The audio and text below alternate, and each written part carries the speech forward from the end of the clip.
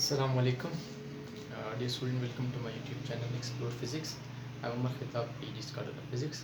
Please subscribe करें channel को और अपने दोस्तों के साथ शेयर कीजिए।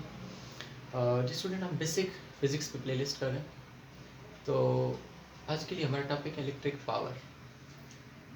वैसे तो आपने जनरली पावर को पढ़ा हो कि पावर क्या है, energy per unit time. Energy को अगर आप टाइम पर डिवाइड करते तो उससे एक नई क्वांटिटी बनती है और उसको हम नाम देते हैं पावर। याद करें कि फिजिकल क्वांटिटीज़ को हम जब डिवाइड कर रहे थे, बेस क्वांटिटीज, डिराइव्ड क्वांटिटी, फिर हमने क्या कहा था कि बेस क्वांटिटीज़ को आपस में मल्टीप्लाई या डिवाइड करते हैं तब उनसे नई क्वांटिटीज़ बनती हैं।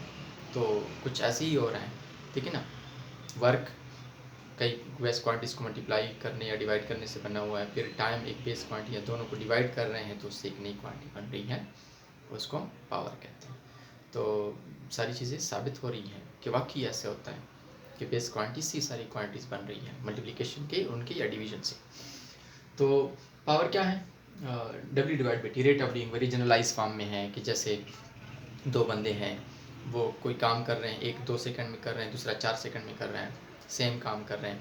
तो जो 2 सेकंड में कर रहे हैं उसकी पावर क्या है? ज़्यादा है, कम टाइम में ज़्यादा काम करता है, ठीक है। कोई मशीन है दो, और पानी को 2 मीटर हाइट तक पहुंचाना है।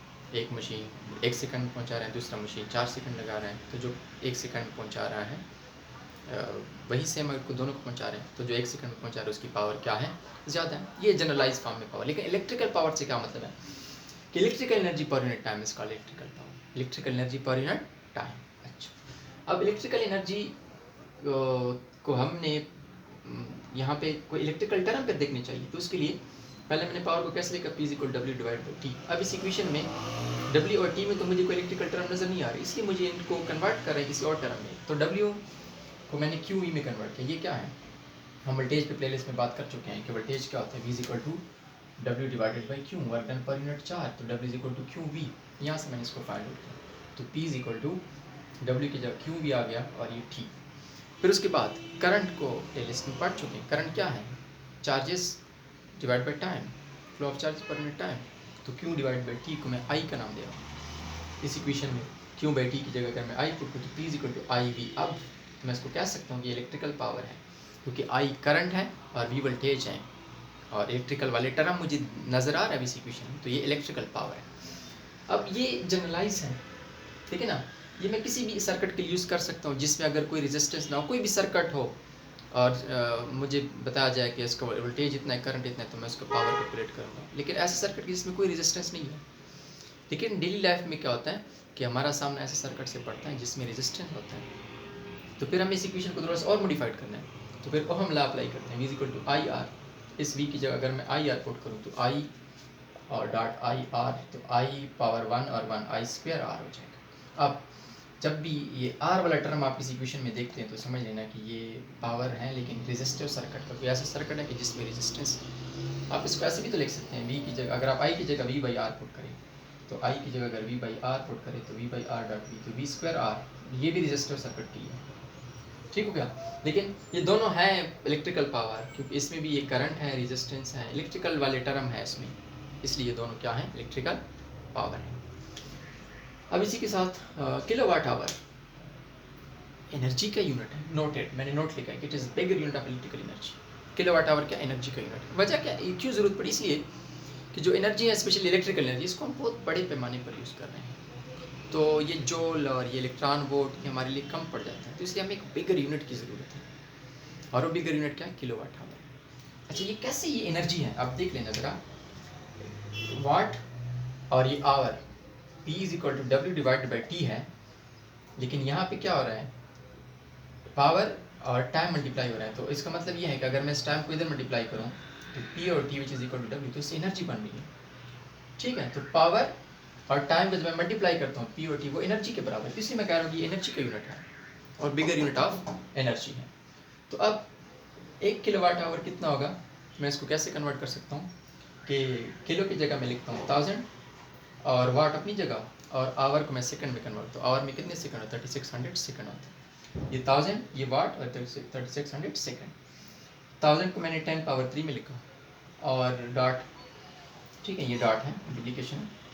3.6 मल्टीप्लाइड बाई 10 पावर 3। जब मैंने इसको साइंटिफिक नोटेशन में कन्वर्ट किया 3.6 मल्टीप्लाइड बाई 10 पावर 3 वाट और सेकंड जब मल्टीप्लाई होता है तो उसको हम जॉल कहते हैं, ठीक है।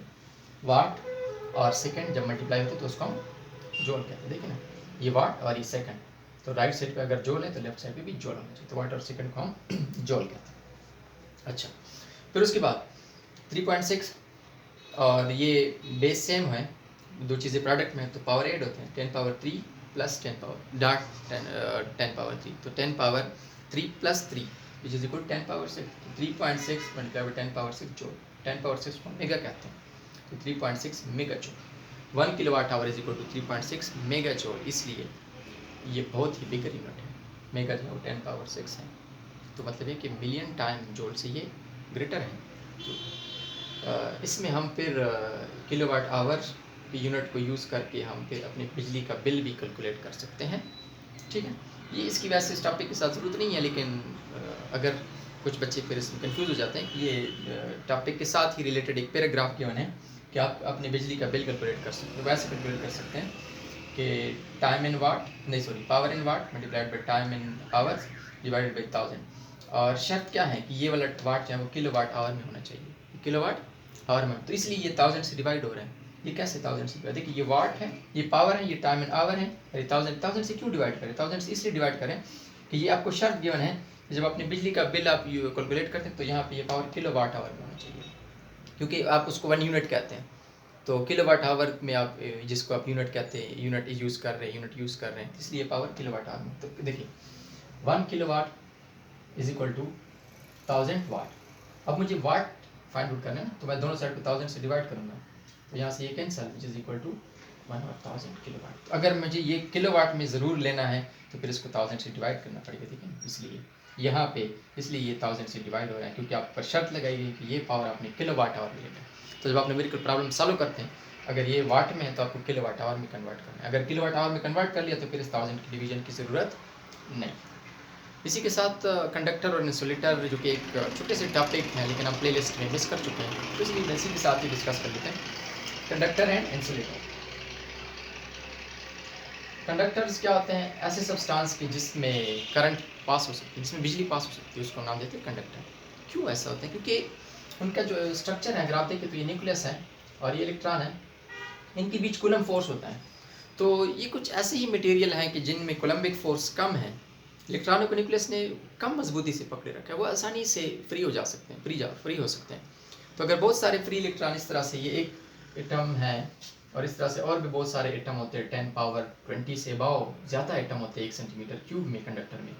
तो अगर इस तरह से हर एक से इलेक्ट्रॉन निकलते हैं तो बहुत सारे इलेक्ट्रॉन, जिसको हम इलेक्ट्रॉन सी कहते हैं, तो कंडक्टर में ये इलेक्ट्रॉन सी प्रेजेंट होता है। और फिर अगर बहुत सारे इलेक्ट्रॉन क्या चार्ज कैरियर हैं, अगर इसमें बहुत सारे चार्ज कैरियर प्रेजेंट हैं, आपने जस्ट इसको पोटेंशियल डिफरेंस प्रोवाइड करना है, तो इसमें से करंट ने पास होना है। और इंसुलेटर क्या है? ऐसे मटेरियल जिसमें से करंट पास ना हो। वजह क्या है? क्योंकि उनके इलेक्ट्रॉन न्यूक्लियस से मजबूती से पकड़े रखे हैं, न्यूक्लियस ने उनको, वो इजीली फ्री नहीं हो सकते। अगर आप उसको हीट देते हैं, मतलब रूम टेम्परेचर पे हैं, तो इलेक्ट्रॉनों को इतनी एनर्जी नहीं मिलती कि वो फ्री हो जाए। आप उसको हीट देते हैं तो उसकी शेप को आप डैमेज कर लेते हैं, लेकिन उसमें से फ्री इलेक्ट्रॉन नहीं निकलते। तो अगर फ्री इलेक्ट्रॉन चार्ज कैरियर नहीं है तो उसमें से करंट पास नहीं हो सकता, और उन मटेरियल को हम नाम देते हैं इंसुलेटर। कंडक्टर के एग्जांपल कॉपर, आयरन, निकल, ये सारे कंडक्टर हैं। और इंसुलेटर के एग्जांपल प्लास्टिक और रबर और ग्लास, ये सारे क्या हैं? इंसुलेटर हैं, वुड। तो आज के लिए इतना ही, मिलते हैं नेक्स्ट लेक्चर में।